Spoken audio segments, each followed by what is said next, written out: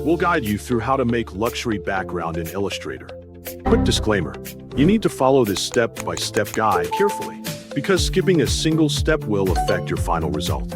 If this guide helpful, don't forget to like and subscribe. First, don't forget to comment if you still need our help or want to ask something, and we will reach you as soon as possible. Second, launch Illustrator on your computer and begin a new project by clicking the New File button. From the available presets, select the Web Large preset size, then click Create to open the artboard. Once the artboard is ready, start preparing the background element for the design. Set up the background base with the rectangle tool. Draw a rectangle that completely covers the entire artboard area, so it functions as the main background. Change the fill color of this rectangle to dark brown.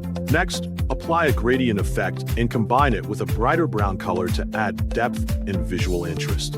Adjust the gradient style, direction, and intensity according to your preferred design until the background looks balanced. After completing the background base, begin creating decorative objects for the composition.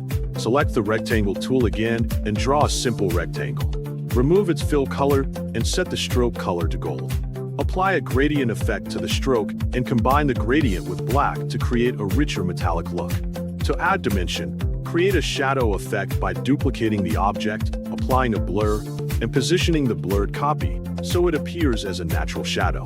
Group the completed object, duplicate the group, and place the duplicate over the previous object to add extra detail and complexity. When the decorative object is finished, go to the Object menu on the menu bar. Choose Pattern and then select Make. In the Pattern options, adjust the pattern style, spacing, and overall amount according to your design preferences.